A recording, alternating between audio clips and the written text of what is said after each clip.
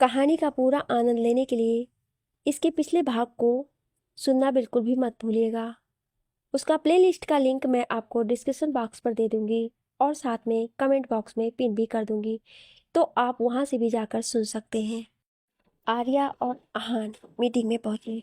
आर्या मित्तल के सामने वाली चेयर पर बैठ गई। आहान आर्या के साथ वाली चेयर पर बैठ गया।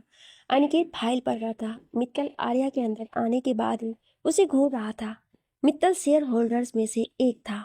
वो राणा साहब के सामने तो चुप रहता था, मगर जब से राणा साहब पॉलिटिक्स में जाने की सोच रहे थे और अनिकेत, आर्या, वरिष्ठ और वशिष्ठ सब संभालने लगे थे, तब से वो अपनी मन मर्जी करने लगा था। क्योंकि वो राणा साहब की ही उम्र का था, इसलिए अनिकेत उसकी इज्जत करता था और कुछ नहीं कहता था।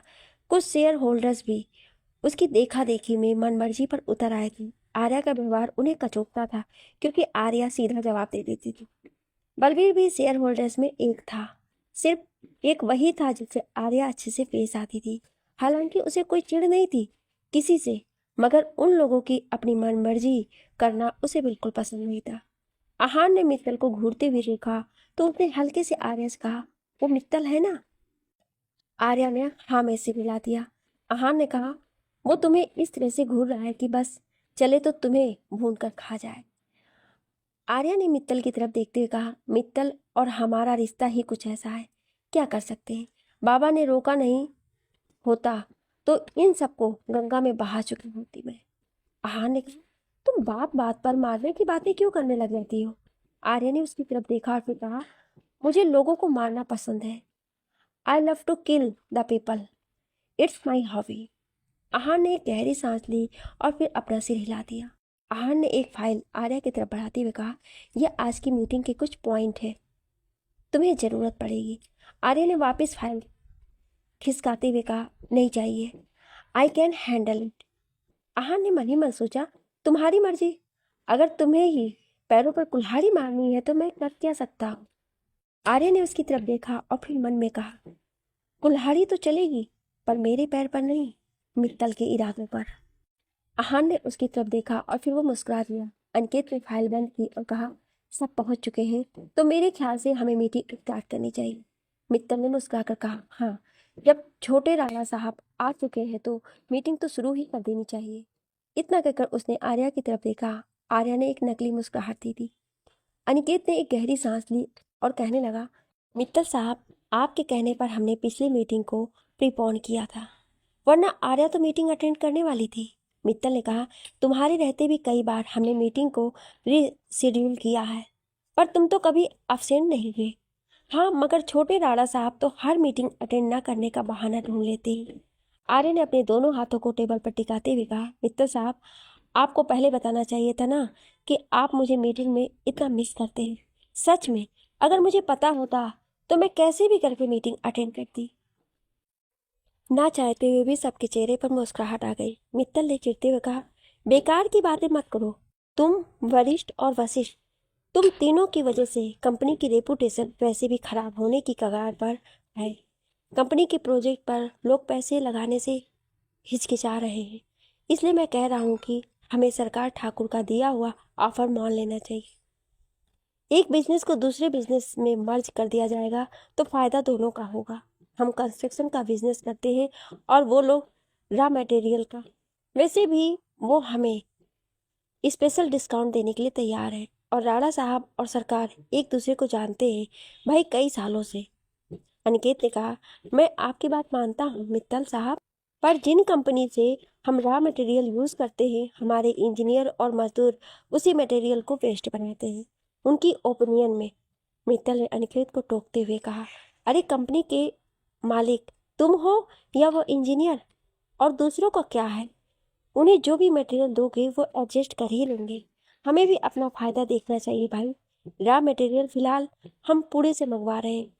ट्रांसपोर्ट का कितना खर्चा पड़ रहा है? पिछले साल भी होटल बनाने में कितना टाइम लग गया था। सरकार की कंपनी मुंबई में ही है, ट्रांसपोर्ट का खर्चा भी कम और टाइम भी बचेगा। इतना कहकर मित्तल ने आर्या की तरफ देखा। कुछ होल्डर मित्तल की बात पर हमें सिर हिलाने लगे। बलवीर ने अनिकेत की तरफ देखा। अनिकेत ने एक गहरी सांस ली और फिर कहा, मैं आपके सारे पॉइंट रिकंसीडर करूंगा और राणा साहब के सामने रखूंगा। फिर जो भी फैसला उनका होगा। मित्तल ने कहा, अरे फैसला क्या करना है, यहीं पर वोट ले लो सबके, फिर फैसला हो जाएगा। अनिकेत ने कुछ कहना चाहा कि तभी आर्य ने कहा, बिल्कुल दादा, मित्तल साहब सही कह रहे हैं, फैसला तो होना ही चाहिए। इसी मीटिंग में कब तक टालते रहेंगे। आहान ने आर्या की तरफ देखा और मन में कहा, तुम्हें कुछ पता नहीं है, फाइल को तुमने एक बार भी नहीं देखा और मित्तल से पंगे ले रही हो, खुद तो मरोगी, मुझे भी पहले ही दिन मरवाओगी। आर्य ने उसकी तरफ देखा और फिर मन में जवाब दिया, पंगे लेना बिजनेस का पहला वसूल होता है, मिस्टर हार्वर्ड ग्रेजुएट। इतना कहकर वो मित्तल की तरफ मुड़ी और उसने कहा, मित्तल साहब, शायद आपकी बातें सही भी है, पर शायद आप एक बात भूल रहे हैं। हमारी कंपनी के लोगों के ठीक नीचे एक लाइन लिखी गई है, वेस्ट ऑन ट्रस्ट, और ये लाइन दिखाने के लिए नहीं लिखी गई है, आपको भी पता है। मित्तल ने उसे घूरा और फिर कहा, कहने का क्या मतलब है तुम्हारा। आर्य ने कहा, मतलब बिल्कुल साफ है मित्तल साहब, भरोसा नाम की भी कोई चीज़ है। कंपनी का मटेरियल हम इतने सालों से यूज़ कर रहे हैं, उस कंपनी पर कई सारी कंस्ट्रक्शन कंपनीज भरोसा करती हैं। हमारे अलावा उस कंपनी के कस्टमर और भी बहुत सारी कंपनीज हैं। रही बात ट्रांसपोर्ट की, तो ट्रांसपोर्ट का खर्चा तो एसआर सिक्योरिटी के ट्रांसपोर्टेशन डिपार्टमेंट से होता है, और इंजीनियर की ओपिनियन इसलिए मैटर करती है क्योंकि वो जानते हैं कि बिल्डिंग में कौन कौन सा मटेरियल यूज़ करने से वो ज़्यादा टाइम टिकेगी। सरकार की कंपनी की बात करें तो लास्ट ईयर 2 कंपनीज ने अपना कॉन्ट्रैक्ट उनके साथ ख़त्म कर दिया। उनके सीमेंट की क्वालिटी सिर्फ 35 ठीक पाई गई थी। उनकी 3 बिल्डिंग अंडर इंस्ट्रक्शन थी, जब वो गिर गई थी उनमें मटेरियल सरकार की कंपनी की तरफ से ही गया था। आहान ने सारे फैक्ट सुनकर फाइल खोल ली, उसमें कहीं भी ये इन्फॉर्मेशन नहीं थी। उसने एकदम से लैपटॉप खोला और सर्च किया। आर्या के सारे फैक्ट सही थे। आर्या ने आगे कहा, हमारी कंपनी की बात करें तो हमारे शेयर लास्ट ईयर 60% के एबव गए थे, वहीं सरकार की कंपनी के शेयर 21% से डिक्रीज हुए थे। और जिस होटल की बात करें तो आप ही थे जिन्होंने कहा था कि लेबर घटानी चाहिए। इंजीनियर ने कहा था कि उसे 1200 मजदूर चाहिए, पर आपने खर्च बचाने के लिए सिर्फ 1000 मजदूर भेजे। इस वजह से होटल 3 दिन लेट बाद पास हुआ था। इसमें कंपनी के रॉ मटेरियल का कोई लेना देना नहीं है।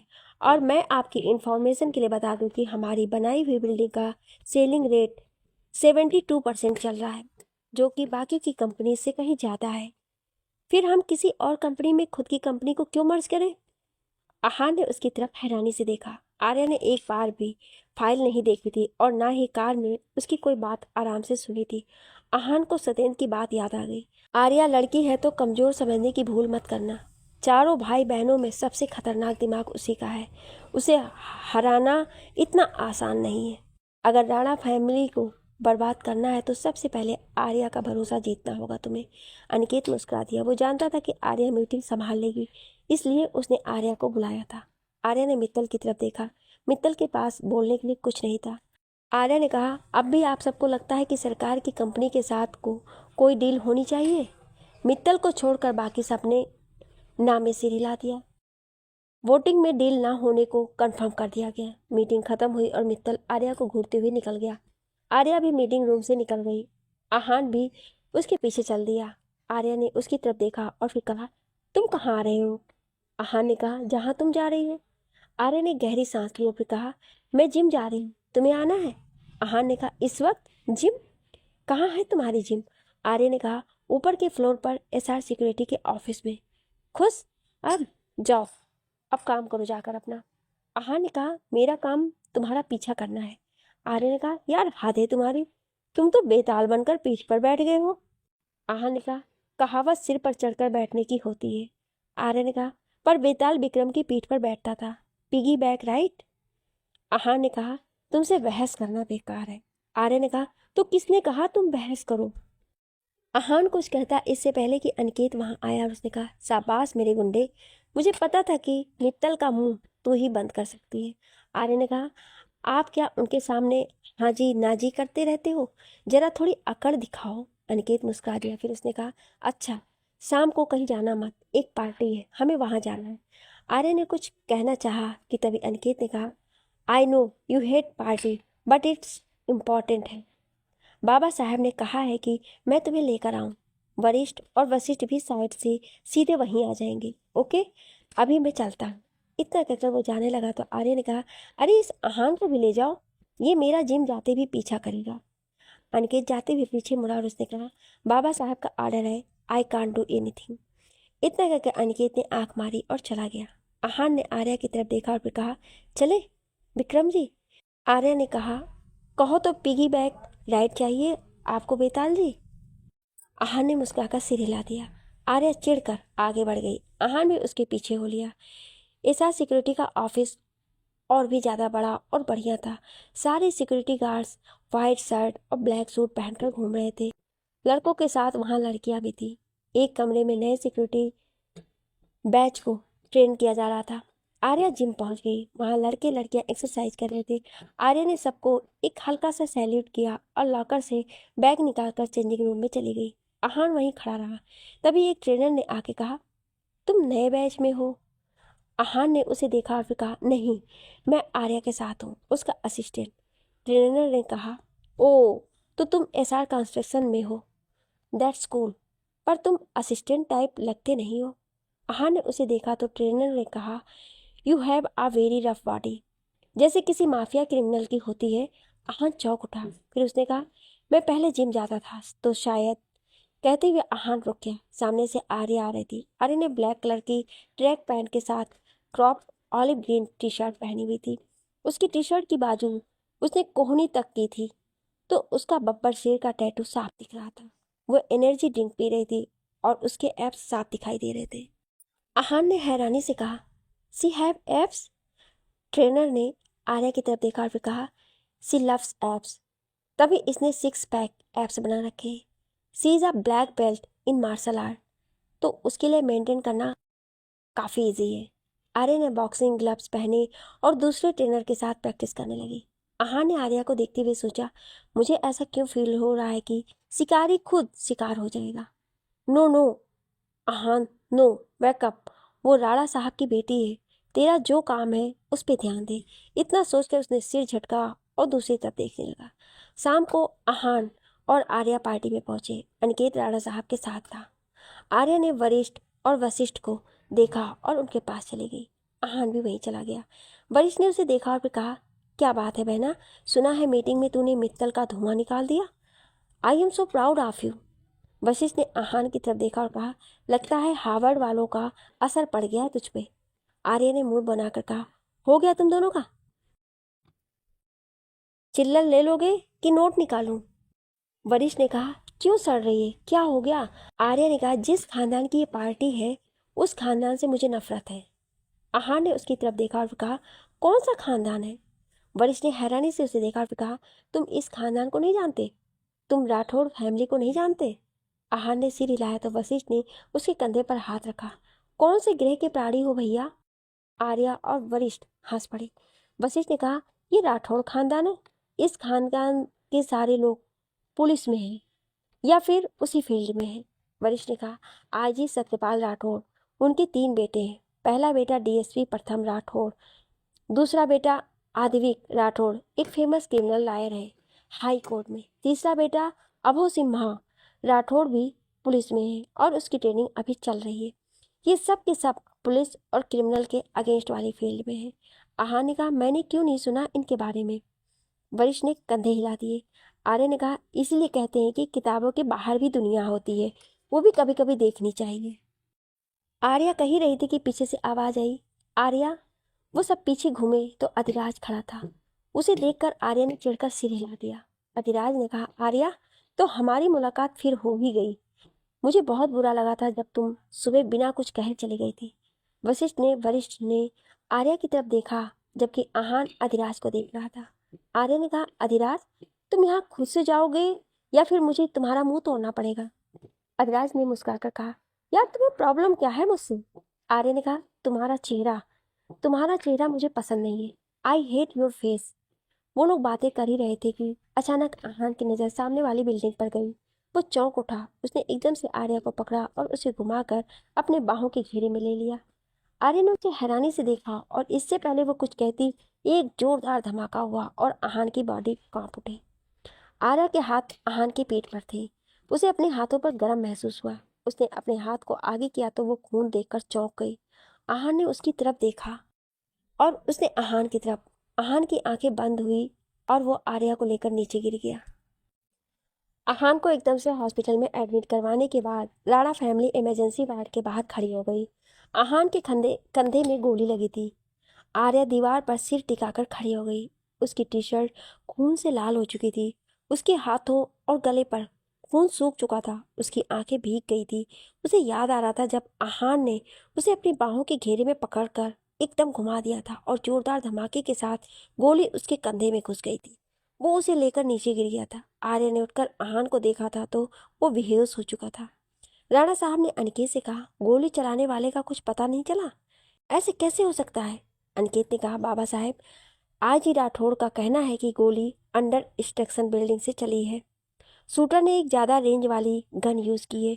जब तक पुलिस वाले वहां पहुंचते तब तक शूटर वहां से निकल चुका था।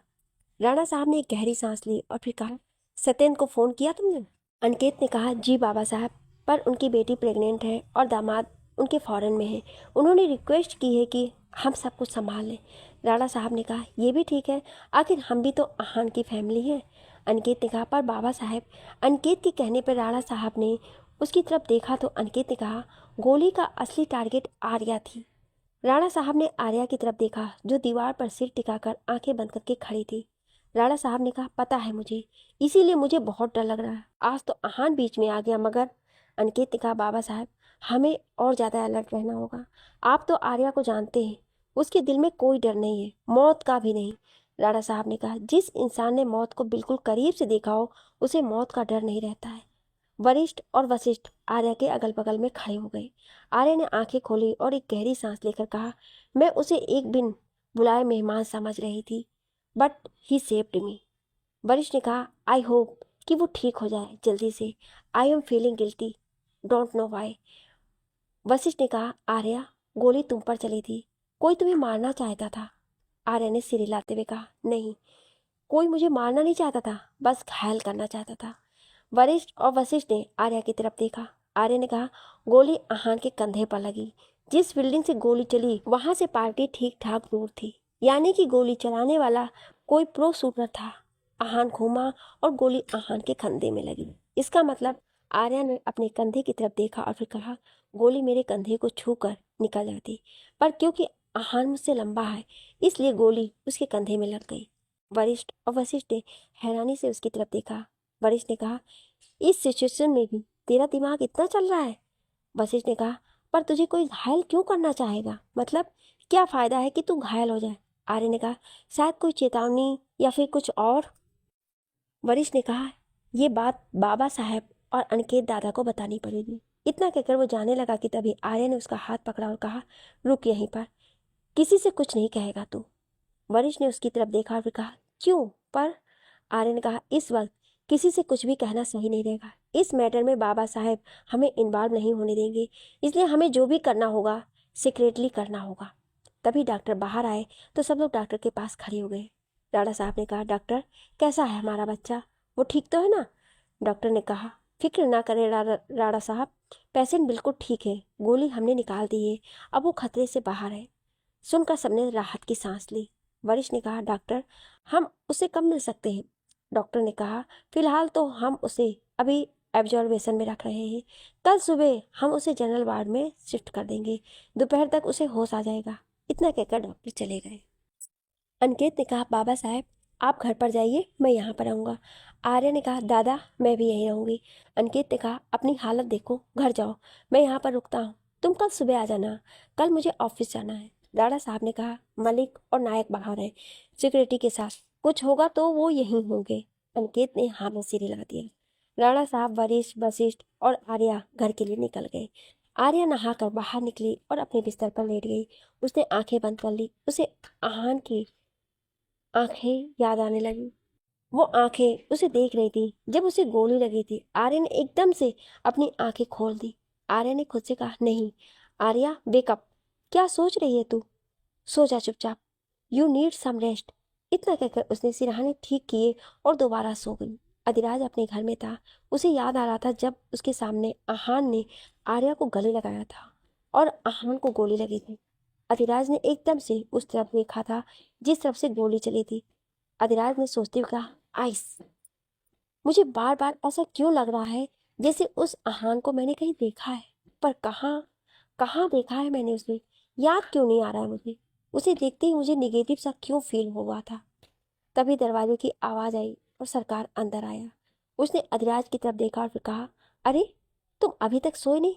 अधिराज ने कहा, आपको राणा फैमिली के बारे में कुछ पता चला? सब ठीक है ना वहाँ पर? सरकार ने उसकी तरफ देखा और फिर कहा, तुम उस राणा फैमिली के बारे में इतना क्यों सोच रहे हो? अधिराज ने सरकार की तरफ देखा तो सरकार ने गहरी सांस ली और फिर कहा, हाँ वो लोग ठीक है।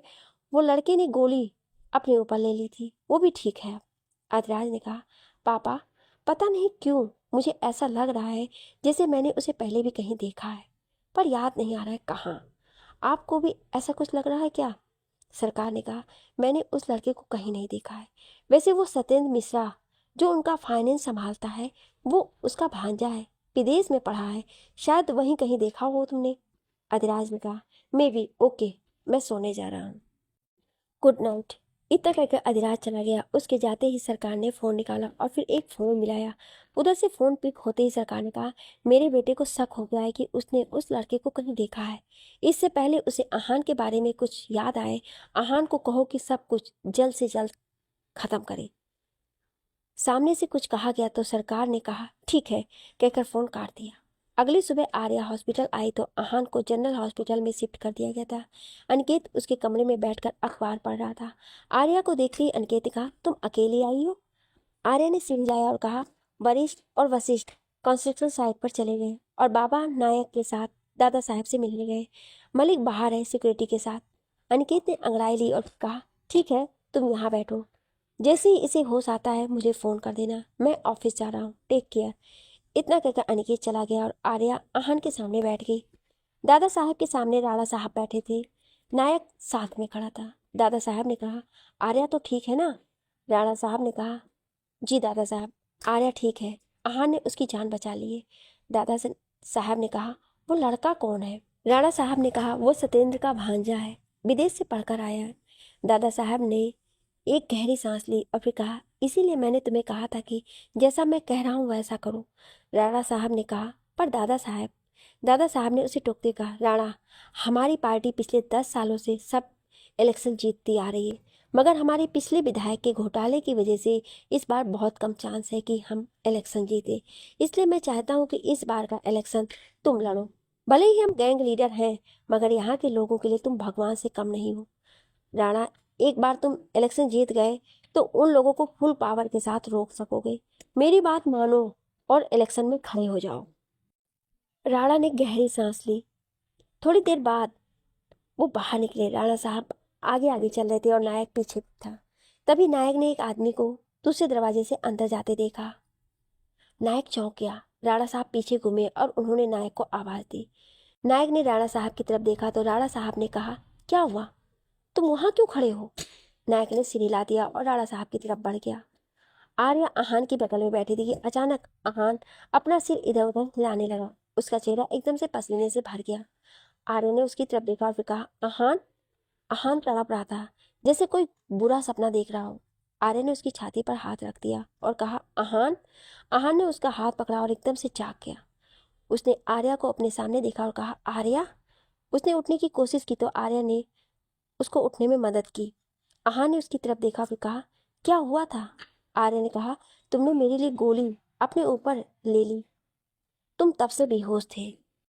आहान ने उसकी तरफ देखा और फिर कहा, जब मैं यहाँ आया था तब मामा जी ने कहा था कि अगर इस परिवार के लिए जान भी देनी पड़े तो पीछे मत हटना। आर्या ने उसकी तरफ देखा और फिर कहा, तुम्हारा ऊपर का माला खाली है क्या? सत्येंद्र अंकल ने तुम्हें लॉयल रहने के लिए कहा था, सच में, अपनी जान देने के लिए नहीं कहा था। You scared me idiot. Aaha ने कहा, that means I have become your fear. Arya ने उसकी तरफ देखा और फिर अपने हाथ की तरफ जो आहान ने पकड़ रखा था। आहान ने भी हाथ की तरफ देखा और फिर उसने आर्या का हाथ छोड़ दिया। आहान ने कहा, गोली चलाने वाले का कुछ पता चला? आर्य ने कहा, नहीं, सब उसे ढूंढ रहे हैं, हम भी, पुलिस वाले भी। आहान ने कहा, अगर वो तुम्हें मिल जाएगा तो क्या करोगी? आर्य ने उसकी आंखों में आंखें डालते हुए कहा, आई विल किल हिम। आहा ने अपना सिर हिलाते कहा, पता था मुझे कि तुम यही कहोगी। आर्य ने कहा, मैंने तुम्हें पहले भी कहा था कि मुझे लोगों को मारने में मजा आता है। I love to kill people. Arya ने कहा, इट्स इलीगल। आर्या ने उसके सिर पर हाथ रखा और कहा, तुम अभी बच्चे हो, तुम नहीं समझोगे। तभी आर्या का फोन बजने लगा। आर्या ने फोन देखा तो वशिष्ठ का फोन था। आर्या ने कहा, मैं अभी आती ही। आहान ने हाँ में सिर हिला दिया। आर्या बाहर चली गई। आहान ने उसके जाते ही पास रखे टेबल पर से अपना फोन उठाया और फोन मिलाया। फोन पिक होते ही आहान ने कहा, यह गोली चलाने का आइडिया किसका था? सामने से कुछ कहा गया तो आहान ने चिढ़कर कहा, मैं बिल्कुल ठीक हूँ, मुझे बस ये जानना है कि गोली क्यों चली और किसने चलवाई। सामने से फिर कुछ कहा गया तो आहान ने कहा, अगर आपने नहीं किया ये तो पता करिए किसने किया, पता करिए कि कौन मेरे शिकार पर हाथ डाल रहा है, जल्द से जल्द। इतना कहकर आहान ने फोन काट दिया और फिर सर पर हाथ रख लिया।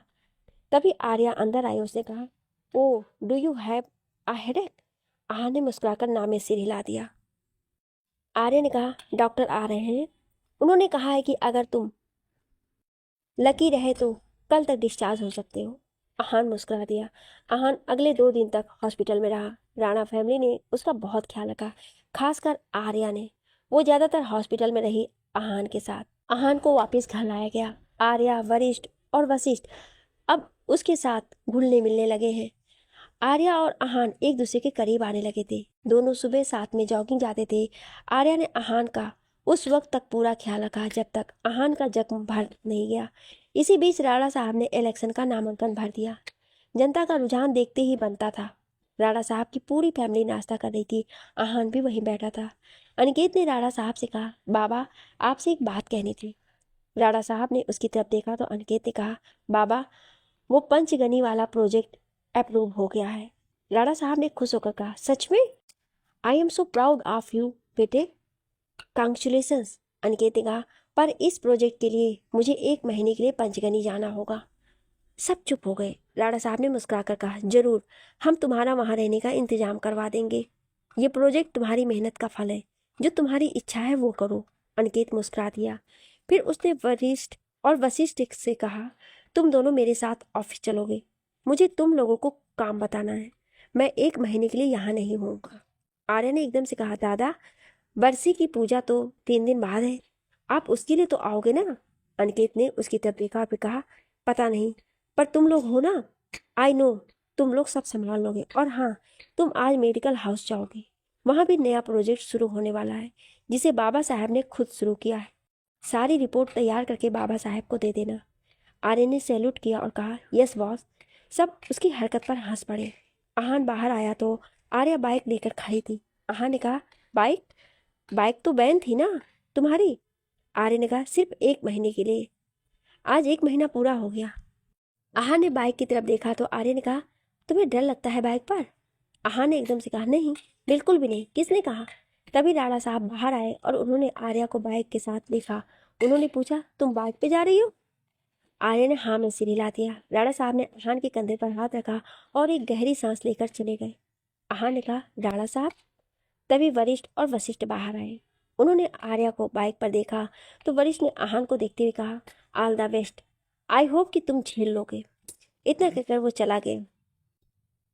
वशिष्ठ ने आहान से कहा, गॉड सेव दिस चाइल्ड। इतना कहकर वो भी चला गया। आहान ने आर्या से कहा, ये सब क्या था? आर्या ने कहा, कुछ नहीं, वो सब मजाक कर रहे थे, तुम बैठो। इतना कहकर आर्या ने उसे स्पेयर हेलमेट दिया। आहान ने हेलमेट लगाया और बैठ गया। आर्या ने बाइक आगे बढ़ा दी।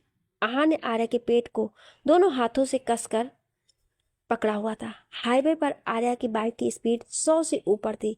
आर्या ने मिरर व्यू में देखा तो आहान ने कसकर आंखें बंद की हुई थी। आर्या ने बाइक मेडिकल हाउस के बाहर रोक दी। आहान की आंखें अभी भी बंद थी और उसने आर्या के पेट को अभी भी कसकर पकड़ा हुआ था। आर्या ने उसके हाथों को अपने हाथों से पकड़ लिया और फिर कहा, आहान। आहान ने आंखें बंद रखते हुए कहा, हाँ। आर्या ने कहा, हम पहुंच गए। आहान ने एकदम से आंखें खोली और फिर इधर उधर देखते कहा, हम पहुंच गए? आर्या ने कहा, तुम कहो तो एक राउंड और लगा कर आए। आहान ने एकदम अपने हाथ हटाए और कहा, क्यों? मुझे मारना है तुम्हें? एक काम क्यों नहीं करती, किसी ट्रक के नीचे धक्का दे दो, वो आसान रहेगा। इतना कहकर वो हेलमेट निकालने लगा मगर उससे नहीं निकला। आर्या पीछे घूमी और उसने आहान का हाथ पकड़कर नीचे किया और हेलमेट का बकल निकाल दिया। आहान ने कुछ देर के लिए उसकी तरफ देखा, फिर एकदम से बाइक से उतर गया। वो बोली मेडिकल हाउस के अंदर गए। आहान ने कहा तो तुम लोगों का हॉस्पिटल भी है? आर्य ने कहा ये बाबा का सपना है। इस मेडिकल हाउस के अंदर बाबा ने एक हॉस्पिटल खोला है, एक मेडिकल कॉलेज है जिसमें गरीब स्टूडेंट्स को एडमिशन दी जाती है स्कॉलरशिप पर। 2 रिसर्च लैब हैं, इसलिए हम इसे मेडिकल हाउस कहते हैं। आहान ने कहा मैं फोटोज ले सकता हूँ? मैं पहली बार इतना बड़ा मेडिकल हाउस देख रहा हूँ। आर्या ने सिर हिला दिया। आहान ने फ़ोन निकाला और फोटो ले लिए। फिर उसने आर्या की तरफ देखा और फिर कहा सेल्फी। आर्या ने कहा मैं फोटोज नहीं खिंचवाती, I hate to be clicked. Aahan ने सिर हिला दिया। उन दोनों ने पूरा मेडिकल हाउस घूमा, फिर बाहर आ गई। 2 दिन बाद आर्या की माँ, उसके भाई, अनिकेत के माँ बाबा और वरिष्ठ वशिष्ठ की माँ की वर्षी की पूजा थी। सब काम में लगे हुए थे। तभी नायक को किसी का फोन आया और वो बाहर चला गया। वरिष्ठ ने कहा यकीन नहीं होता कि पहली बार इस पूजा पर अनिकेत दादा हमारे साथ नहीं है। वशिष्ठ ने कहा उन्हें पंचगनी जाना क्या ज़्यादा ज़रूरी है? आर्या ने कहा अगर ज़रूरी नहीं होता तो दादा कभी नहीं जाते। तभी नायक अंदर आया। उसने राणा साहब के कान में कुछ कहा। राणा साहब ने चौंक कर उसकी तरफ देखा और फिर आर्या, वरिष्ठ और वशिष्ठ की तरफ देखकर उन्होंने कहा मुझे किसी काम से बाहर जाना होगा। आर्या ने कहा पर बाबा पूजा? राणा साहब ने कहा तुम तीनों मंदिर पहुंचो, मैं सीधा वहीं मिलूंगा तुमसे। इतना कहकर राणा साहब मलिक और नायक को लेकर चले गए। वरिष्ठ ने कहा बाबा साहब को क्या हो गया? वशिष्ठ ने कहा पापा ने बाबा साहब के कान में कुछ कहा है, वो परेशान हो गए। कुछ बात तो है। उनके पीछे खड़े आहान ने उनसे छुपाकर एक टेक्स्ट टाइप किया और फिर एक नंबर पर सेंड कर दिया। आर्या ने गहरी सांस ली, फिर कहा हमें उन्होंने मंदिर जाने के लिए कहा है, चलो फिर उठाओ सामान। उन सब ने सामान उठाया और बाहर चले गए। आहान भी एक टोकरी उठाकर उनके साथ बाहर चला गया। अधिराज ने एक ठोक होटल के बाहर कार पार्क की और अंदर चला गया। अंदर उसके दोस्त उसका वेट कर रहे थे। थोड़ी देर की मस्ती के बाद एक दोस्त ने अधिराज से कहा तो अधिराज तुम्हारे और छोटे राणा साहब के बीच कुछ शुरू हुआ या फिर अब भी वो तुम्हें देखते ही तुम्हारा मुंह तोड़ने की धमकी देते हैं? सब हंसने लगे। अधिराज ने कहा वो लड़की टेढ़ी खीर है, बहुत गुस्सा है उसमें, पर फिर भी पता नहीं क्यों उसे देखते ही मुझे कुछ हो जाता है। आई मिस हर बट आज उससे मिल भी नहीं सकता। आज उनके यहाँ बरसी की पूजा है। एक दोस्त ने कहा यार सारी मुंबई की लड़कियां तुझ पर मरती हैं और तू उसके पीछे पड़ा है जो तुझे घास भी नहीं डालती। ऐसा क्या है उस आर्या में? दूसरे ने कहा जब से आर्या ने इसे बचाया है तब से दीवाना है ये आर्या का। पहले वाले ने कहा आर्या ने अधिराज को बचाया था। दूसरे दोस्त ने कहा अरे याद नहीं तुझे जब हाई स्कूल में आर्मी स्कूल के लड़कों के साथ अधिराज का पंगा हो गया था? वो लोग तो इसे पीट डालते अगर आर्या बीच में ना आई होती। सब हंस पड़े। खुद अधिराज को भी उस किस्से को याद करके हंसी आ गई। तभी अचानक उसके दिमाग में कुछ खटका। उसने एकदम से कहा सिट, और वो उठ खड़ा हुआ। उसके दोस्तों ने उसकी तरफ देखा मगर वो कुछ पूछते अधिराज अपनी कार की तरफ भागा। उसने अपनी कार को तेजी से मोड़ा और हाईवे पर भगा दी। उसने फ़ोन निकाला और फिर छोटे राणा साहब को फ़ोन किया मगर फ़ोन लगा नहीं। अधिराज ने जोर से अपना हाथ स्टीयरिंग पर मारा और कहा डैम इट। आर्या, वरिष्ठ और वशिष्ठ मंदिर की सीढ़ियों पर राणा साहब का इंतजार कर रहे थे। आर्या ने इधर उधर देखा और फिर कहा आहान कहाँ है? वरिष्ठ ने कहा वो मंदिर के अंदर है, उसने कहा कि वो तैयारियां देख लेगा। वशिष्ठ ने कहा ये तीनों कहाँ रह गए? आर्या ने राणा साहब को फ़ोन किया। उनके फ़ोन उठाते ही आर्या ने कहा बाबा कहाँ हो आप? राणा साहब ने कहा तुम्हारे सामने। उनके इतना कहते ही राणा साहब की कार मंदिर के सामने रुक गई। मलिक आगे की सीट से बाहर निकल आया। नायक ने दरवाजा खोला ही था कि अचानक पीछे से तेजी से एक ट्रक आया और उसने जोरदार टक्कर राणा साहब की कार को मार दी। आर्या के हाथ से फोन छूट गया और वो चिल्लाई बाबा। वरिष्ठ और वशिष्ठ कांप उठे। कार पलट चुकी थी। वो तीनों कार की तरफ भागे कि तभी ट्रक से 10-12 आदमी गन लेकर निकले और उन्होंने कार पर गोलियां चलानी शुरू कर दी। वरिष्ठ ने आर्या को एकदम से पीछे खींच लिया। वशिष्ठ ने अपनी गन निकाली और वो भी गोलियां चलाने लगा। राणा साहब के आदमी भी गन निकालकर शूट करने लगे। ट्रक से निकले आदमियों ने गोलियों की बौछार कार पर कर दी। नायक ने अधखुली आंखों से राणा साहब की तरफ देखा जो आधी बेहोशी में थे। तभी एक आदमी गन लेकर राणा साहब के सामने आ गया।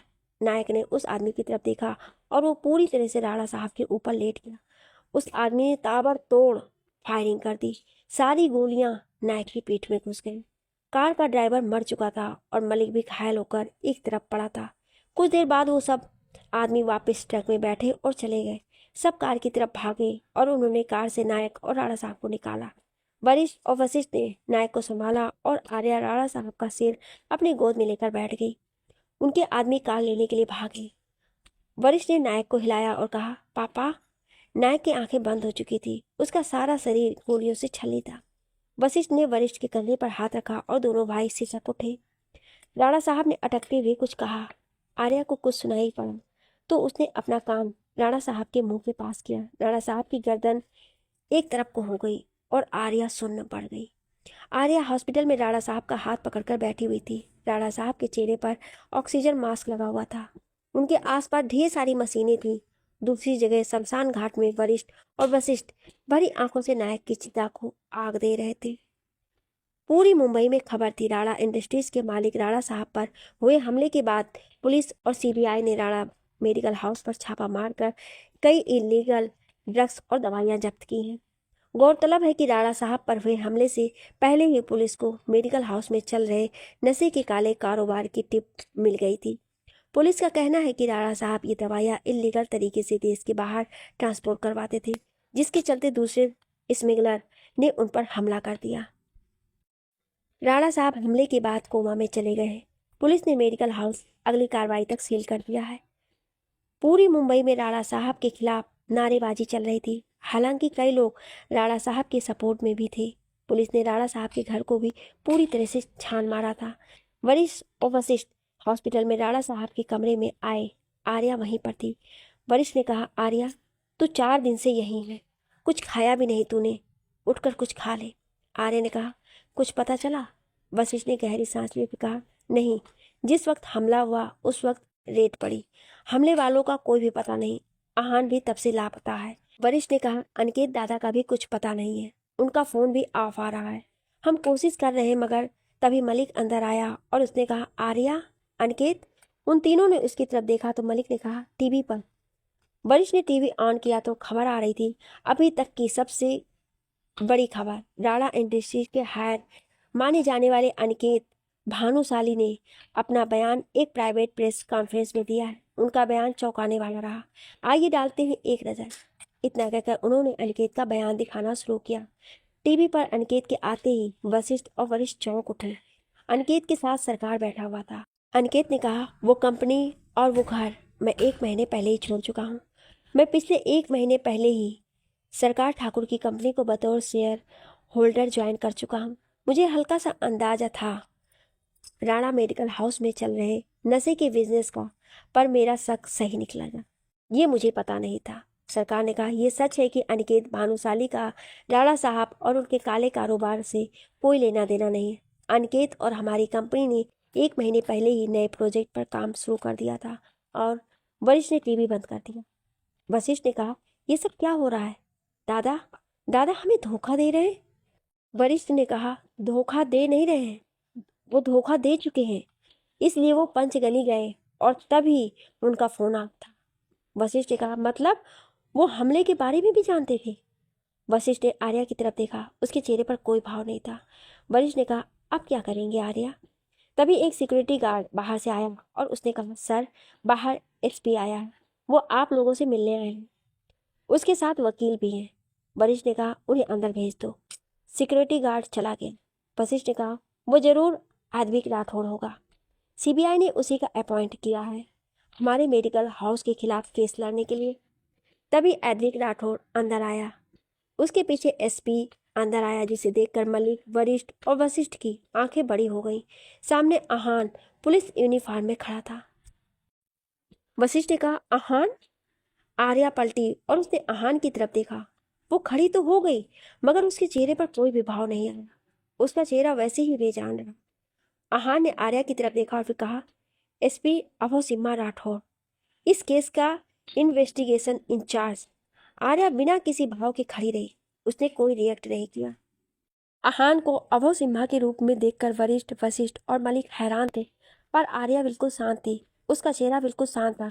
उसकी आंखें बिल्कुल खाली थी। ना उनमें गुस्सा था, ना कोई दर्द, ना कोई तकलीफ। वरिष्ठ ने कहा, आहान, ये सब तुम अभय सिम्हा? अभय सिम्हा ने कहा, आहान बस एक झूठ था मिस्टर वरिष्ठ, जो आपके सामने है वो एक सच है। वशिष्ठ ने उसकी कॉलर पकड़ ली और फिर कहा, तुम भी उन सबके साथ मिले थे, मतलब हमने तुम्हें अपना दोस्त माना और तुमने? अभय सिम्हा ने अपनी कॉलर छुड़ाते हुए कहा, एक ऑन ड्यूटी ऑफिसर की कॉलर पकड़ना कानूनी जुर्म है मिस्टर वशिष्ठ। अगर आप जेल नहीं जाना चाहते हैं तो खुद को काबू में रखना सीखिए। वशिष्ठ ने उसे घूरा और फिर उसकी कॉलर धक्का देकर छोड़ दी। वरिष्ठ ने कहा, क्यों आए हो तुम यहाँ? एडवोकेट आद्विक ने कहा, मेडिकल हाउस को सील कर दिया गया है क्योंकि मिस्टर अनिकेत भानुशाली ने कहा है कि उनका आपकी फैमिली के साथ कोई लेना देना नहीं है, इसलिए हमें कुछ पेपर्स पर आपके साइन लेने होंगे। राणा साहब कोमा में हैं तो मेडिकल हाउस के ऑनर्स अब आप लोग हैं। साइन करिए यहाँ ताकि हम अगली कार्रवाई कर सकें। इतना कहकर उसने कुछ पेपर्स आगे बढ़ा दिए। वरिष्ठ ने पेपर लिए और उन्हें पढ़ना शुरू कर दिया। फिर उसने गहरी सांस लेकर कहा, आर्या। इतना कहकर उसने आर्या को पेपर देख ली। आर्या ने पेपर देख ली। उनके मुताबिक राणा मेडिकल हाउस पर इलीगल दवाइयां और स्मगलिंग का केस चलने वाला था। जब तक केस की कार्रवाई पूरी नहीं हो जाती मेडिकल हाउस सील रहने वाला था।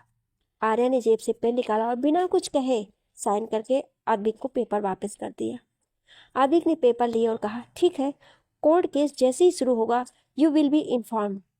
अभय सिम्हा ने कहा, जब तक सारी इन्वेस्टिगेशन पूरी नहीं हो जाती आप लोग इंडिया छोड़कर कहीं नहीं जा सकते, अंडरस्टैंड? इतना कहकर उसने आर्या पर एक नज़र डाली। आर्या ने उसकी तरफ बिल्कुल भी नहीं देखा और फिर राणा साहब के पास उनका हाथ पकड़कर बैठ गई। अभय सिम्हा और आद्विक बाहर निकल गए। आद्विक ने बाहर निकलकर कहा, दिस गर्ल आर्या, उसने तुम्हें देखकर एक बार भी रिएक्ट नहीं किया? अभय सिम्हा ने कहा, मैं खुद हैरान हूँ, बात बात पर वायलेंट हो जाने वाली लड़की आज इतनी चुप कैसे बैठी है? हाँ, अपने बाप के दम पर उसने बहुत कुछ कर लिया, अब शायद उसे अपनी हद मालूम चल गई है। आद्विक ने कहा, और हो सकता है कि ये तूफान से पहले की शांति हो। तुम जानते हो ना, बरसने वाले गरजते नहीं है। अभय सिम्हा ने उसके तरफ देखा और मुस्कुराकर चला गया। आद्विक भी उसके पीछे चला गया। वरिष्ठ ने दरवाजे की तरफ देखा और फिर कहा, मतलब ये आहान नहीं, कमिश्नर राठौड़ का बेटा है, अभय सिम्हा। मलिक ने कहा, यह सत्येंद्र का भांजा नहीं है। वशिष्ठ ने कहा, तो ये खेल काफी टाइम से चल रहा है। अनिकेत दादा, ये अभय सिम्हा, सब बस एक खेल खेल रहे थे। वशिष्ठ ने फिर आर्या की तरफ देखा और फिर कहा, आर्या अब क्या करेंगे? अब बस हम बचे हैं। आर्या ने कुछ नहीं कहा और बस राणा साहब की तरफ देखती रही। मेडिकल हाउस पर लगे इल्जाम ने पूरे मुंबई में खलबली मचा दी थी। कुछ लोग बस इसी मौके के इंतजार में थे। उन्होंने राणा साहब के खिलाफ मोर्चा निकाल दिया। हालांकि कुछ लोग अभी राणा साहब के वफादार थे, जिनमें से एक था बलवीर। वो हॉस्पिटल में राणा साहब से मिलने आया। बलवीर ने वरिष्ठ से कहा, मैंने सत्येंद्र का पता लगाने के लिए कहा है अपने लोगों को, बहुत जल्द हम पता कर लेंगे कि वो कहाँ पर है। फिर उसने आर्या की तरफ देखा और कहा, मैंने अनिकेत से भी मिलने की कोशिश की मगर वो सरकार के वीआईपी होटल में ठहरा हुआ है। उसने ऐसा क्यों किया ये तो बस वही बता सकता है। वरिष्ठ ने कहा, आर्या को कुछ भी कहने का कोई फायदा नहीं है बलवीर अंकल, बाबा साहब के साथ वो भी सुन्न हो गई है। वशिष्ठ ने गहरी सांस लेकर कहा, हमने बहुत कोशिश की कि वो यहाँ से बाहर जाए पर वो बाबा साहब को कहीं पर भी अकेला छोड़ना नहीं चाहती है। बलवीर ने आर्या के सिर पर हाथ फेरा और कहा, आर्या तुम्हें खुद को संभालना सीखना होगा बेटे, अब सब तुम्हें ही संभालना है। तभी कुछ आदमी अंदर आए तो सब पलट गए। आर्या और बाकी सब पलटे तो वो दादा साहब के आदमी थे। दादा साहब अंदर आए तो आर्या के अलावा सब खड़े हो गए। दादा साहब के सामने सबने सिर झुका लिया। आर्या को देखकर दादा साहब अंदर आए और उन्होंने आर्या के सिर पर हाथ फेरा। आर्या ने कुछ नहीं कहा। दादा साहब ने कहा, राणा को ऐसे देखकर मुझे खुद पर गुस्सा आ रहा है। मैंने क्यों नहीं राणा पर ध्यान दिया? हम सबके सामने राणा के खिलाफ इतनी बड़ी साजिश होती रही और हमें अंदाजा तक नहीं। वरिष्ठ ने कहा, दादा साहब आपकी क्या गलती है? हमने खुद ही गद्दारों को घर में जगह दी थी। दादा साहब ने कहा, हाँ, अभय सिम्हा के बारे में पता चला मुझे। कमिश्नर राठौड़ का कहना है कि ये एक अंडरकवर मिशन था और अभय सिम्हा एक अंडरकवर ऑफिसर। उनका कहना है कि कुछ समय पहले राणा मेडिकल हाउस से कुछ दवाइयाँ ट्रांसपोर्ट हुई थी जिन्हें सीबीआई ने पकड़ लिया था, इसी वजह से उन्होंने ये केस चलाया। वशिष्ठ ने कहा, सब झूठ है दादा साहब, बाबा साहब को फंसाया जा रहा है। दादा साहब ने कहा, ये मैं जानता हूँ, तुम जानते हो, मगर बाहर वालों के लिए हमारे पास कोई सबूत नहीं है। मुझे भी नहीं पता कि मैं क्या करूँ। फिर उन्होंने आर्या की तरफ देखा और कहा, आर्या की हालत मुझे ऐसी नहीं लगती है कि मैं उसे कुछ कह सकूं। कल मैंने एक मीटिंग रखी है। मैंने सरकार को कहा है कि वो अनिकेत को लेकर आए। मलिक, वशिष्ठ और वरिष्ठ, तुम तीनों वहां पर आ जाना। हम अनिकेत को समझाने की कोशिश करेंगे। बलबीर, तुम भी मौजूद रहना। बलबीर, वशिष्ठ, वरिष्ठ और मलिक ने सिर हिला दिया। दादा साहब ने राणा साहब की तरफ देखा और फिर चले गए। अगले दिन वरिष्ठ, वशिष्ठ, मलिक और बलबीर मीटिंग में पहुंचे। अनिकेत सरकार के साथ बैठा हुआ था। उसके साथ विनायक भी बैठा था। वो चारों भी बैठ गए। दादा साहब ने गहरी सांस ली और फिर कहा, अनिकेत बेटे, हम। अनिकेत ने दादा साहब को टोकते हुए कहा, दादा साहब, मैं जानता हूँ आपने मुझे यहाँ क्यों बुलाया है। इससे पहले कि आप कुछ कहें, मैं आपको सब खुद ही एक्सप्लेन कर देता हूँ। वरिष्ठ ने गुस्से में कहा, क्या एक्सप्लेन करेंगे आप दादा? यही कि किस तरह आपने हमें धोखा दिया, किस तरह आपने हमें बीच रास्ते में छोड़ दिया। जिस इंसान ने आपको पाल पोस कर इस काबिल बनाया, उसी इंसान को आपने। अनिकेत ने उसे टोकते हुए कहा, उसी इंसान की वजह से मैंने अपने माँ बाप को खोया है, समझे तुम?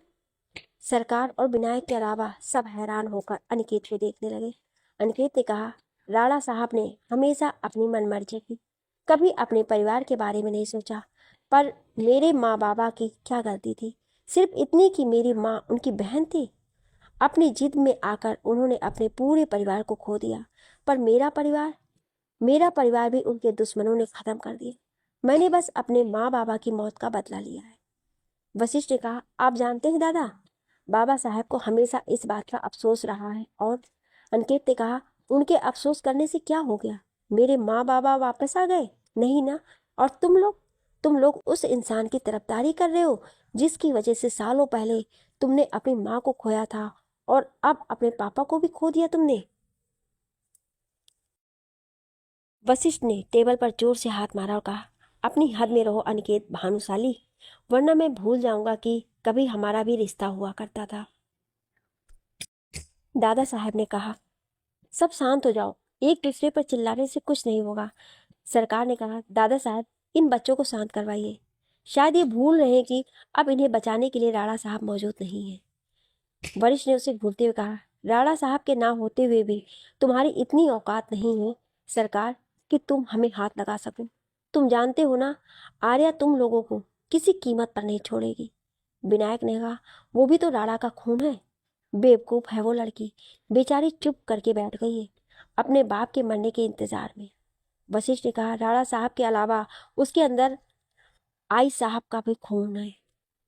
शायद तुम भूल रहे हो, विनायक के 25 साल पहले जब तुम लोगों ने राणा साहब को जेल भेज दिया था, तब आई साहब ने तुम लोगों को क्या हाल किया था।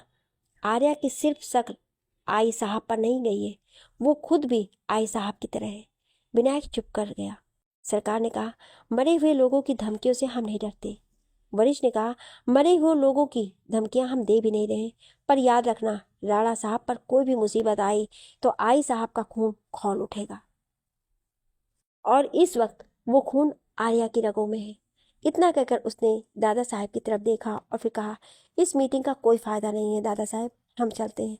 अब जो भी होगा डंके की चोट पर होगा। इतना कहकर वरिष्ठ ने वशिष्ठ की तरफ देखा और वो दोनों खड़े हो गए। अनिकेत ने एकदम कहा, लड़ाई छेड़कर तुम राणा साहब की गलती दोहरा रहे हो। तुम मानो या ना मानो, पर मैंने तुम तीनों को दिल से अपने छोटे भाई बहन माना है, इसलिए कह रहा हूँ, अपने कदम खुद पीछे हटा लो। वरिष्ठ ने कहा, हमारा कोई बड़ा भाई नहीं है अनिकेत भानुशाली, हम सिर्फ 3 भाई बहन हैं और हम 3 ही तुम लोगों के लिए काफ़ी हैं। इतना कहकर वरिष्ठ निकल गया। वशिष्ठ और मलिक भी उसके पीछे चले गए। दादा साहब ने गहरी सांस ली। विनायक, सरकार और अनिकेत बाहर निकले। विनायक ने कहा, आर्या के आई साहब की याद करवा गया बेवकूफ। आज भी मैं उन दिनों को याद करता हूँ तो रूह कांप उठती है मेरी। अनिकेत ने कहा, ऐसा भी क्या किया था आई साहब ने? सरकार ने कहा, कहने को तो राणा साहब की पत्नी ही थी सुनंदा, पर राणा साहब से कहीं ज्यादा खतरनाक दादा साहब की मुंह बोली बहन, दादा साहब की भी टांग देती थी। इतना कोई राणा और दादा साहब से नहीं डरता था जितना सुनंदा से डरते थे। अनिकेत ने कहा, पर आई साहब मर चुकी हैं और मरे हुए लोगों को कब्र में ही रखना चाहिए। रास्ते अब साफ है, हमारा कोई कुछ नहीं बिगाड़ सकता। इतना कहकर उसने अपने सेट्स लगाए और गाड़ी की तरफ बढ़ गया। सरकार और विनायक भी उसके पीछे चले गए। आर्या राणा साहब के कमरे से बाहर आई। वो चाय की मशीन के आगे रुकी और उसने गिलास में चाय भरी। चाय भरकर वो जैसे ही पलटी, अधिराज उसके सामने खड़ा था। उसने अधिराज की तरफ देखा तो अधिराज ने कहा, मुझे तुमसे कुछ बात करनी है, जरूरी है। आर्या ने उसकी तरफ देखा और फिर एक गहरी सांस ली। आर्या और अधिराज राणा साहब के कमरे में बैठी हुई थी। अधिराज ने कहा, जितना मैं इन दिनों में पता कर पाया हूँ, मैंने तुम्हें बता दिया। ये सब जो भी हुआ वो सब बहुत पहले से प्लान था। आर्या ने उसकी तरफ देखा और फिर कहा, जो भी तुमने मुझे बताया वो सब मुझे पता था। अधिराज ने चौंक कर उसकी तरफ देखा और फिर कहा, तुम्हें पता है, फिर भी तुमने कुछ नहीं किया। आर्या ने कहा, सही वक्त का इंतजार है मुझे। फिलहाल मैं ये देख रही हूँ कि ये लोग किस हद तक जा सकते हैं। आर्या ने अधिराज की तरफ देखा और फिर कहा, तुम मेरी मदद क्यों कर रहे हो। अधिराज ने आर्या की तरफ देखते हुए कहा, जो भी हुआ वो गलत हुआ। मैंने कभी तुम्हारा या राणा साहब का बुरा नहीं चाहा। और कहते हुए अधिराज चुप हो गया। आर्या ने कहा, और अधिराज ने कहा, पता तो है तुम्हें, आई लव यू। आर्या के चेहरे पर हल्की सी मुस्कुराहट आ गई।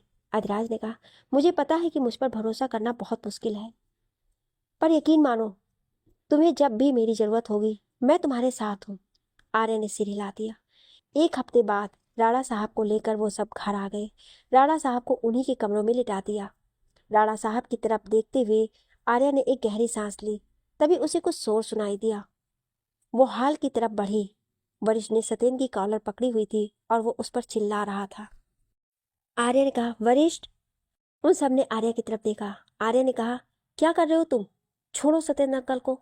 वरिष्ठ ने सत्येंद्र को छोड़ दिया। वशिष्ठ ने कहा, आर्या, ये भी उन सबसे मिले हुए हैं और अब यहाँ आकर माफी मांगने का ढोंग कर रहे हैं। आर्या ने सत्येंद्र की तरफ देखा तो सत्येंद्र हाथ जोड़कर घुटनों के बल जा गिरा। उसने कहा, यह सच है कि वो मेरा भांजा नहीं था, पर मैं भी क्या करता। मेरी बेटी प्रेग्नेंट थी। उन्होंने उस हालत में मेरे दामाद और मेरी बेटी को किडनैप कर लिया था। मैंने इसलिए उनका साथ दिया, पर मुझे सच में पता नहीं था कि वो राणा साहब के साथ ऐसा कुछ करेंगे। आर्या ने सत्येंद्र को उठाया और कहा, अंकल, मुझे पता है आपने कुछ भी जानबूझकर नहीं किया है, आप माफ़ी मत मांगिए। वशिष्ठ ने कहा, आप हमसे एक बार तो बात करते। सत्येंद्र ने कहा, उन लोगों ने धमकी दी थी कि वो मेरी बेटी और मेरे दामाद को मार डालेंगे। आर्या ने गहरी सांस ली और फिर कहा, अंकल, जो हो गया सो हो गया। अगर आप सच में अपनी गलती सुधारनी है तो आपको हमारी बात माननी होगी। सत्येंद्र ने उसकी तरफ देखा तो आर्या मुस्कुरा दी। 1 महीना बीत गया। आर्या, वरिष्ठ और वशिष्ठ घर से बाहर नहीं निकले थे। उन तीनों ने ना कोई मीटिंग अटेंड की थी, ना किसी रिपोर्टर को कोई इंटरव्यू दिया था। मेडिकल हाउस का केस अभी भी चला हुआ था, मगर उन तीनों ने उसके बारे में कोई बयान नहीं दिया था। एसआर सिक्योरिटी और एसआर कंस्ट्रक्शन भी एम्प्लॉय के भरोसे पर चल रहा था। आज बोर्ड ऑफ डायरेक्टर की मीटिंग थी। आज फैसला होने वाला था कि अगला चेयरपर्सन कौन बनेगा कंपनी का। करीब करीब सभी मान बैठे थे कि कंपनी को सरकार की कंपनी में मर्ज करके अनिकेत को चेयरपर्सन बना दिया जाए। इसलिए अनिकेत और सरकार भी मीटिंग में शामिल हो रहे थे।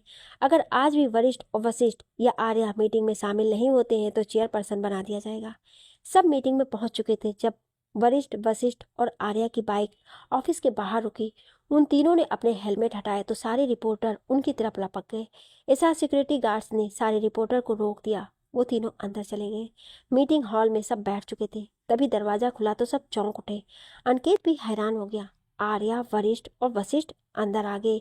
उन तीनों ने सरसरी सी नजर डाली और फिर अपनी जगह पर जाकर बैठ गए। मित्तल और बाकी सब उन लोगों को घूर रहे थे। कंपनी के सीईओ ने कहना शुरू किया, जैसा कि आप सब जानते हैं कि राणा साहब के कोमा में जाने के बाद कंपनी को एक लीडर की जरूरत है, एक चेयरपर्सन की। फिलहाल कंपनी की हालत मेडिकल हाउस पर लगे इल्जाम के बाद काफ़ी खराब है। इसलिए हम सबको ऐसे लीडर की ज़रूरत है जो कंपनी को इस सब हालात में संभाल सके। मित्तल ने कहा, इनमें सोचने की क्या बात है। चेयरमैन हम सिर्फ अनिकेत को ही बनाएंगे। इस वक्त कंपनी की हालत सही नहीं है। अगर इस वक्त हमने कंपनी को सरकार की कंपनी में मर्ज नहीं किया तो हम सब डूबेंगे। अनिकेत ने सही फैसला किया और सरकार की कंपनी ज्वाइन कर ली। अब हम सबको भी यही करना चाहिए। मित्तल की बात पर सबने हाँ में सिर हिला दिया। अनिकेत ने कहा, मुझे कोई दिक्कत नहीं है मित्तल साहब, पर और भी हैं जो इस कुर्सी पर हक रखते हैं। मित्तल ने कहा, तुमसे बेहतर इस कंपनी को कोई नहीं संभाल सकता। और कौन है जो तुमसे बेहतर है? ये 24 साल की लड़की जो 1 महीने से अपने कोमा में पड़े हुए बाप के बहाने से घर में छुपी हुई है, ये संभालेगी इस कंपनी को? बलबीर ने कहा, मित्तल क्या बकवास कर रहे हो तुम? मित्तल ने कहा, अगर कुछ गलत कहा है हमने तो पूछ लो सबसे, कुछ गलत है तो। सब मित्तल की बात में हामी भरने लगे। अनिकेत ने मुस्कुराकर आर्या की तरफ देखा। आर्या का चेहरा खाली था, उसके चेहरे पर कोई भावना नहीं थी। मित्तल ने कहा, तो फैसला तो हो ही चुका है, कंपनी को मर्ज करो और अनिकेत को चेयरपर्सन बनाओ। सबने हाँ में हाँ मिलाना शुरू कर दिया। तभी आर्या खड़ी हो गई। उसे देखकर सब हैरान हो गए। आर्या ने कहा, चेयरमैन का फैसला लेने से पहले आप सबको हमें भी एक मौका तो देना चाहिए ना। It's a rule. मित्तल ने कहा, बच्चों को मौका देकर हम डूबना नहीं चाहते। अगर अनिकेत को चेयरमैन नहीं बनाया गया तो हम सब अपनी इन्वेस्टमेंट वापस ले लेंगे और कंपनी छोड़ देंगे। आर्या ने मुस्कुराकर कहा, बिल्कुल छोड़ सकते हैं आप, पर ये मत भूलिए मित्तल साहब कि अभी भी इस कंपनी के 60% शेयर मेरे नाम पर है। तो अगर मैंने अपने शेयर का यूज़ कर लिया तो आप सब कहीं नहीं रहेंगे। सब आर्या की बात पर चुप कर गए। आर्या ने फ़ोन किया और कहा, अंदर आ जाइए। दरवाज़ा खुला और सब फिर से हैरान हो उठे। सत्येंद्र फाइल्स उठाकर अंदर आया। उसने फाइल्स आर्या को दी और बलबीर के पास जाकर बैठ गया। आर्या ने कहना शुरू कर दिया, कंपनी को लेकर आप सबके फैक्ट अलग हैं। पहली बात, मेडिकल हाउस पर चल रहे केस का इस कंपनी से कोई लेना देना नहीं है। अभी भी हमारी सेलिंग रेट 72% है, एवरेज से कहीं ज़्यादा। इतना कहकर उसने वरिष्ठ की तरफ देखा। वरिष्ठ ने प्रोजेक्टर ऑन कर दिया। आर्य ने कहा, हमारी बनाई बिल्डिंग में लोग अभी भी उतना ही इंटरेस्ट दिखा रहे हैं। पिछले 1 महीने में हमारी बनाई बिल्डिंग फुल सेल पर गई है और अंडर इंस्ट्रक्शन प्रोजेक्ट में भी लोग इंटरेस्टेड हैं। हम अभी भी टॉप 5 में हैं। सब शांत होकर आर्या को सुन रहे थे। आर्य ने कहा, एसआर सिक्योरिटी अभी भी नंबर 1 पर है। इस सिक्योरिटी की डिमांड अभी भी उतनी ही है और दोनों कंपनी का टर्नओवर 700 करोड़ है। सरकार की कंपनी से 400 करोड़ ज़्यादा। फिर हम उनकी कंपनियों में अपनी कंपनी को मर्ज क्यों करें? सब में खुसुर फुसुर शुरू हो गई। आर्य ने कहा, जहाँ तक मेडिकल हाउस की बात है तो हम केस लड़ेंगे क्योंकि हम सही है। मेडिकल हाउस को हम वापस वहीं लेकर आएंगे। मित्तल ने कहा, तुम्हें लगता है कि तुम इतनी सी उम्र में अनिकेत से बेहतर कंपनी संभाल लोगी? आर्या हंसी और बोली, उन्होंने कंपनी संभाली। जब कंपनी को उनकी ज़रूरत थी तो वो भागकर सरकार के पास छुप गए। कल को अगर फिर कोई मुसीबत आई और उन्होंने आपको छोड़ दिया फिर से, तब आप क्या करेंगे? अनिकेत का चेहरा फीका पड़ गया। आर्य ने कहा, जहाँ तक छोटी उम्र की बात है तो बाबा ने तब ये कंपनी शुरू की जब वो 22 की थी। मैं तो फिर भी 24 की हूँ। सब अब आर्या की हाँ में हाँ मिलाने लगे। मित्तल ने कहा, मुझे अनिकेत पर ज़्यादा भरोसा है। अगर वो इस कंपनी में नहीं होगा तो मैं भी नहीं रहूँगा। आर्य ने कहा, बिल्कुल, आप जाना चाहते हैं तो आप कंपनी को छोड़कर जा सकते हैं, पर पहले कंपनी का कर्ज तो चुका दीजिए। मित्तल और बाकी सबने उसे हैरानी से देखा तो आर्य ने फाइल को देखते हुए कहा, 1 महीने में मैं अपने कोमा में पड़े हुए बाप के पीछे नहीं छुपी थी, पर आपकी हरकतों को देख रही थी। आपने मित्तल साहब और 6 और शेयर होल्डर्स ने कंपनी अकाउंट से अपने शेयर अमाउंट से ज़्यादा पैसे निकाला है, उसका क्या? मित्तल और अनिकेत हैरान हो उठे। आर्य ने कहा, 7 शेयर होल्डर्स ने कंपनी अकाउंट से पैसा निकाला है, अपने शेयर अमाउंट से ज़्यादा। फॉर एग्जाम्पल, मित्तल साहब, आपके शेयर की वैल्यू 150 करोड़ थी, पर आपके अकाउंट में कंपनी अकाउंट से 270 करोड़ रुपए गए हैं, यानी कि 120 करोड़ रुपए ज़्यादा। बाकी की 6 होल्डर्स के अकाउंट में शेयर वैल्यू से ज़्यादा पैसे गए हैं और सारी ट्रांजैक्शन अनिकेत भानुशाली ने की है, पर वो तो कंपनी 3 महीने पहले ही छोड़ चुके थे। फिर भी आपने उनके अप्रूवल को यूज़ किया और कंपनी अकाउंट से एक्स्ट्रा पैसे निकाले। इस बारे में आपका क्या कहना है? मित्तल और बाकी शेयर होल्डर्स चुप रह गए। अनिकेत भी चुप हो गया। आर्य ने कहा, क्योंकि आप सब अपने इन्वेस्टमेंट को यूज़ कर चुके हैं और कंपनी का आप सब पर कर्ज है, तो आप सबका वोट चेयरमैन के लिए कोई मायने नहीं रखता है। दूसरी बात, आप सबको इस कंपनी से मैं खुद निकाल रही हूँ। आपके पास 1 महीना है। 1 महीने में कंपनी के पैसे वापस करिए और कंपनी से दफा हो जाइए। सबने हैरान से आर्या की तरफ देखा जो अपनी बाजू लपेटकर पूरी विश्वास से सामने खड़ी थी। अब आगे क्या मोड़ लेगी कहानी जानने के लिए सुनिए अगले भाग में। क्या आप अगला भाग सुनना चाहते हैं तो कमेंट में यस जरूर लिखिएगा। Thank you.